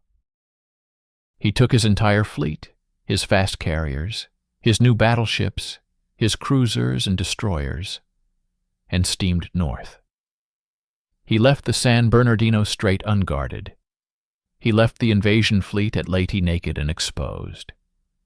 And he did it without telling anyone, without asking permission, without considering the possibility that the northern force was a decoy. The men on the transports at Leyte did not know what Halsey had done. They only knew that the night of October 24th was quiet, too quiet. The sky was dark. The sea was calm. The sound of gunfire had faded. They tried to sleep, tried to rest, tried to ignore the knot in their stomachs that told them something was wrong. October 25th. Dawn. The lookouts on the American escort carriers, the small, slow, vulnerable carriers assigned to support the invasion, could not believe their eyes. Coming through the San Bernardino Strait, steaming straight for Leyte Gulf, was the Japanese center force. Battleships, cruisers, destroyers. The Yamato, the largest battleship in the world, its 18-inch guns capable of throwing a shell weighing as much as a car. Kurita had not retreated. He had waited. He had come back. And now he was here, in the waters off Samar, with nothing between him and the invasion fleet except a handful of escort carriers and the destroyers that guarded them. The battle that followed was not a battle. It was a slaughter waiting to happen. The Japanese had every advantage: speed, firepower, armor. The Americans had nothing except desperation and the refusal to quit. The escort carriers launched their planes, armed with whatever they had, depth charges and bombs and machine guns, and sent them against the Japanese fleet. The destroyers attacked, laying smoke, firing torpedoes, charging straight at the battleships like dogs attacking a bear. The Johnston, the Hole, the Samuel B. Roberts, small ships, fragile ships, manned by men who knew they were going to die and went anyway. They took hits. They kept going. They took more hits. They sank. Their crews went into the water, into the oil, into the sharks, into the nightmare of survival. The Japanese should have won. They had the firepower. They had the armor. They had the chance to sail into Leyte Gulf and destroy everything the Americans had spent years building. But Kurita hesitated. He had been fighting for days. He had lost his flagship. He had lost his communication. He had watched his ships sink and his men die. He did not know where the American carriers were. He did not know if Halsey was coming back. He did not know if the planes overhead were the first wave of an attack that would annihilate him. And so he made a decision that has been debated ever since. He turned north. He regrouped. He waited. And then, when the moment had passed, he turned west and retreated. The trap had failed.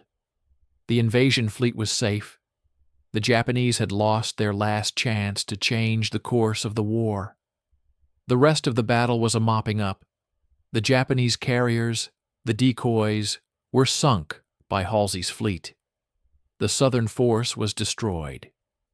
Kurita's force limped back to Japan, battered and broken. The Japanese Navy had ceased to exist as a fighting force. They had lost 4 carriers, 3 battleships, 10 cruisers, and 11 destroyers. They had lost 10,000 sailors. They had lost the war. But the battle for Leyte was not over. It was just beginning. Because while the navies fought and died at sea, the soldiers on the island were fighting and dying on land. The Japanese had poured reinforcements into Leyte, tens of thousands of them, determined to make the Americans pay for every inch of ground. The terrain was brutal, mountains and jungles and swamps, perfect for defense, perfect for ambush, perfect for the kind of war the Japanese knew how to fight.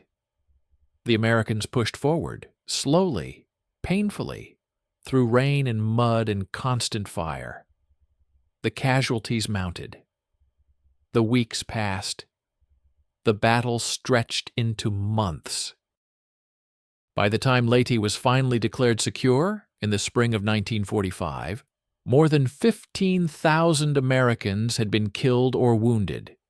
The Japanese had lost more than 50,000. The island was a graveyard. And still, the war continued. The Philippines were not yet free. The Japanese still held Luzon, still held Manila, still held tens of thousands of American prisoners and Filipino civilians who had waited years for rescue. MacArthur had returned, but his return was not complete. He had more beaches to storm, more battles to fight, more men to sacrifice.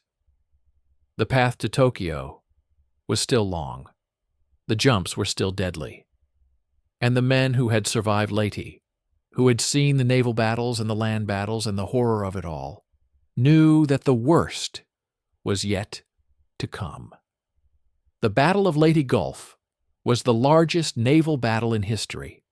It involved more ships, more men, more firepower than any battle before or since. It decided the fate of the Philippines. It destroyed the Japanese Navy. It opened the door to Japan itself.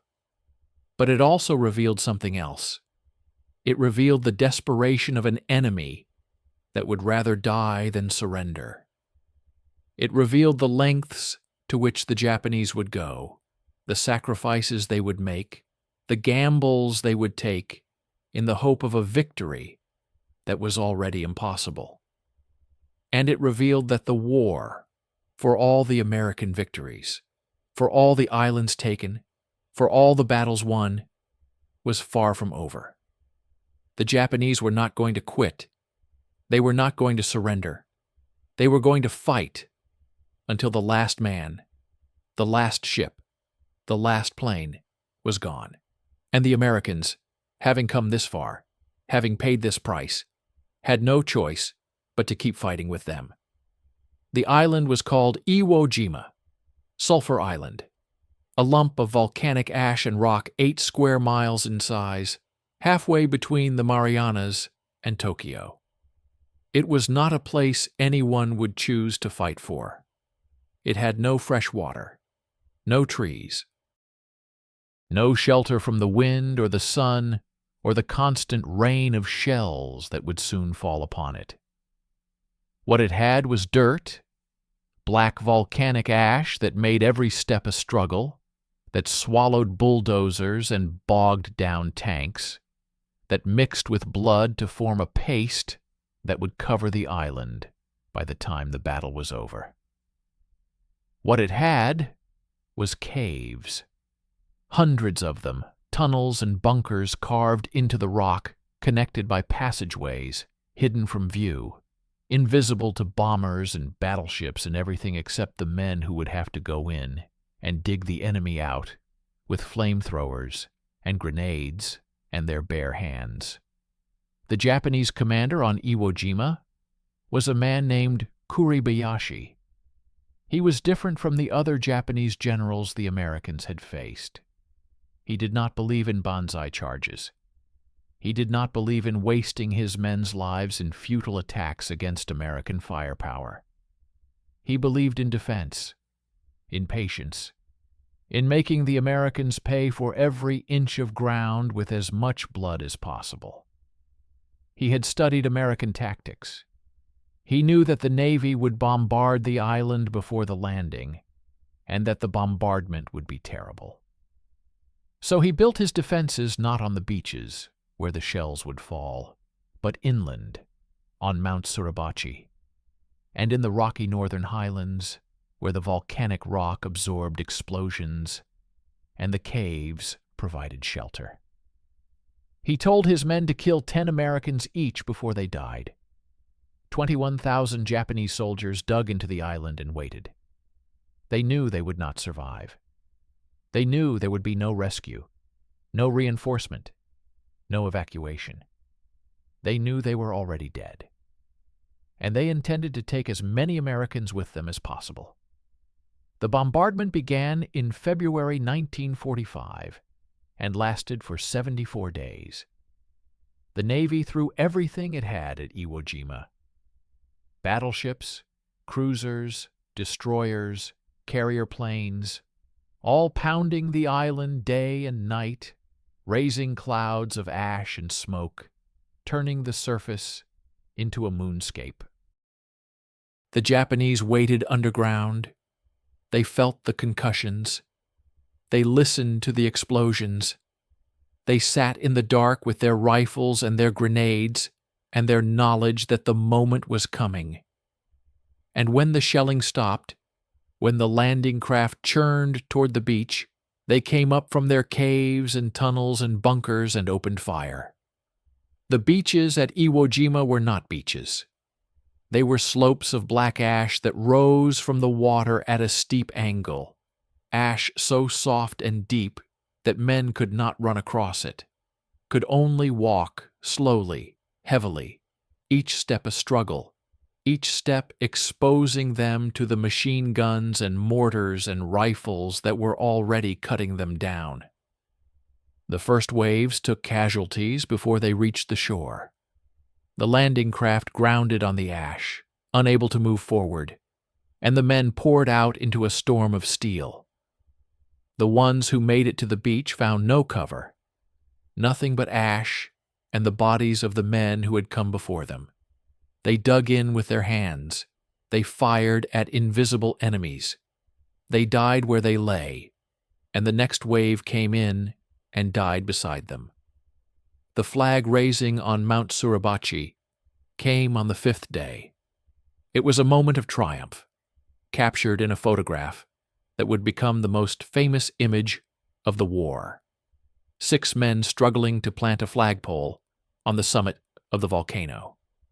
The men in the photograph did not look triumphant. They looked exhausted. They looked haunted. They looked like men who had climbed through hell and found only more hell waiting on top. 3 of them would be dead before the battle was over. The others would carry the memory for the rest of their lives, the memory of the flag going up and the cheers from the beach below and the knowledge that the island was not yet won, that most of it was still in Japanese hands, that the worst was yet to come. The worst came in the north.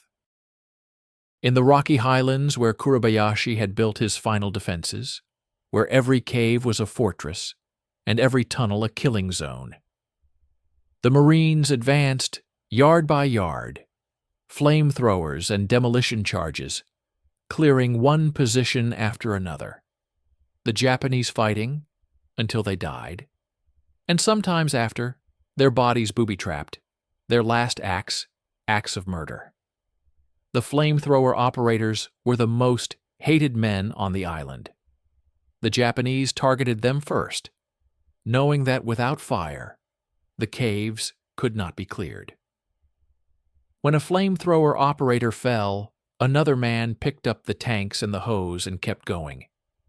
The screams from the caves were the same as they had been on Saipan, the same as they would be on Okinawa, the same as they had been on every island from Guadalcanal to Iwo Jima. The screams of men burning alive because they would not surrender. The battle lasted 36 days. When it was over, nearly 7,000 Americans were dead. 20,000 more were wounded. The Japanese lost almost 21,000, the entire garrison killed or missing. Only a few hundred surrendered, and most of those were so badly wounded they could not fight anymore. The island was secure, the bombers would come, the fighters would escort them, the war would continue. But Iwo Jima was not the end. It was the prelude. The final act was Okinawa. Okinawa was not an island. It was a Japanese prefecture, home to more than 300,000 civilians, people who had lived their entire lives under Japanese rule, who had been told that Americans were demons, who believed it with the same fervor that the soldiers believed in death before surrender. The invasion of Okinawa would be the largest amphibious operation of the Pacific War. More than 500,000 troops, more than 1,000 ships, more firepower than had ever been assembled in one place. And waiting for them on the island was the Japanese 32nd Army, more than 100,000 soldiers, backed by artillery and tanks, and the same kind of cave defenses that had made Iwo Jima a nightmare. The Japanese commander on Okinawa, General Ushijima, had learned from Kuribayashi. He would not fight on the beaches. He would fight inland from prepared positions, making the Americans pay for every inch, buying time for the homeland to prepare for the invasion that everyone knew was coming.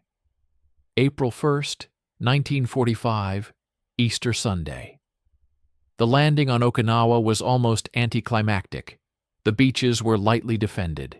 The first waves went ashore against scattered resistance. The troops moved inland faster than anyone had expected. The generals dared to hope that maybe, just maybe, this one would be different. They were wrong. The Japanese were waiting in the south, in the ancient castles and the limestone cliffs and the caves that honeycombed the island. They had built their defenses with the same painstaking care that Kuribayashi had shown on Iwo Jima, but on a much larger scale. The Shuri Line, a complex of fortifications stretching across the island, anchored by Shuri Castle, a medieval fortress that had been turned into a modern stronghold. The Americans would have to take it yard by yard, cave by cave, bunker by bunker. The Japanese would defend it to the death. The civilians, caught between the two armies, would die in numbers that still stagger the imagination. The land battle on Okinawa lasted 82 days. 82 days of rain and mud and horror, of flamethrowers and demolition charges, of caves that had to be sealed with the Japanese still inside, of civilians who threw themselves off cliffs rather than be captured, of soldiers on both sides killing and dying and killing again. The Americans advanced slowly, methodically, using every weapon they had: tanks, artillery, naval gunfire, flamethrowers, grenades, bayonets. They learned to clear caves in teams, one man with a flamethrower, two with rifles, one with a demolition charge. They learned to listen for the sounds of movement underground, to wait for the Japanese to emerge, to kill them when they did. They learned to hate the enemy with a hatred so pure it became its own kind of fuel, driving them forward when exhaustion and terror would have stopped them. The Japanese fought the way they always fought. They attacked at night, infiltrating the lines, killing silently, withdrawing before dawn. They hid in graves and sewers and the ruins of houses, emerging to shoot and then disappearing again. They used civilians as shields, knowing that the Americans would hesitate to fire into crowds. They killed their own wounded rather than let them be captured. They killed themselves when capture was inevitable. Grenades against their chests, pistols to their temples. The same ritual of death that had played out on every island since the beginning. The civilians died in ways that defy comprehension. They died in the crossfire, caught between two armies, their bodies torn apart by bullets and shrapnel. They died in the caves, sealed inside by American demolition teams, suffocating in the dark. They died on the cliffs, jumping with their children, with their parents, with anyone who could not face what was coming. The Americans watched them fall, watched the bodies hit the rocks, watched the water turn red, watched and could not stop watching, could not stop the horror, could not understand how a people could choose death over surrender, even for their children. And while the soldiers fought and died on the island, the Navy fought and died in the waters around it. The kamikazes came in waves, hundreds of them, thousands of them, young pilots barely old enough to fly, guided by a fanaticism that the Americans could not comprehend. They dove on the ships with their planes loaded with bombs, aiming for the carriers, the battleships, the destroyers, anything that floated. They hit. They exploded. They sank ships and killed sailors and proved that the Japanese would not stop, would not quit, would not surrender, would do anything to delay the inevitable. The destroyers took the worst of it. The picket ships, stationed around the island to warn of incoming raids, became targets for every kamikaze that could reach them.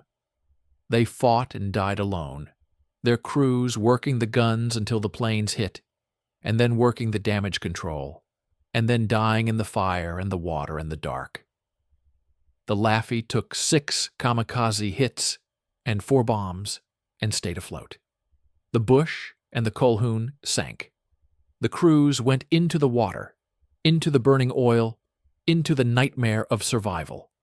The kamikazes kept coming. The Navy kept fighting. The casualties mounted. By the time Okinawa was finally declared secure in June 1945, the cost was almost unimaginable. More than 12,000 Americans killed, nearly 40,000 wounded, more than 100,000 Japanese soldiers dead, and perhaps 150,000 civilians, Okinawans who had never wanted the war, who had been caught in the middle, who had died in numbers that would never be fully counted. The island was a graveyard. The war was still not over. The men who survived Okinawa looked toward Japan and saw only more of the same. More caves, more kamikazes, more civilians caught in the middle, more death. The invasion of Japan, Operation Downfall, was already being planned. It would be the largest amphibious operation in history, dwarfing even Okinawa. The casualty estimates ranged from 500,000 to 1 million American dead. Japanese dead would be in the millions. Civilians would die in numbers that made the firebombing of Tokyo look like a skirmish. The war would become not a campaign, but an apocalypse, a slaughter so vast that no one could comprehend it. No one could survive it. No one could ever forget it.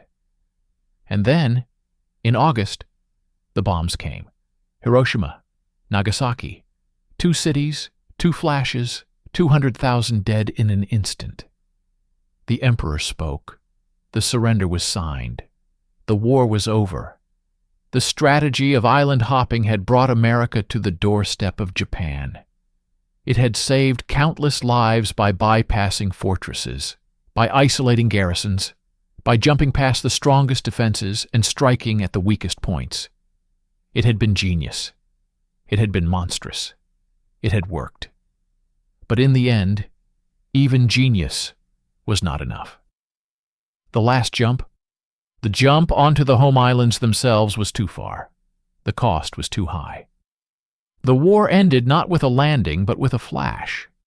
Not with soldiers on a beach, but with civilians in ashes. Not with victory in the old sense, but with something new, something terrible, something that would haunt the world forever.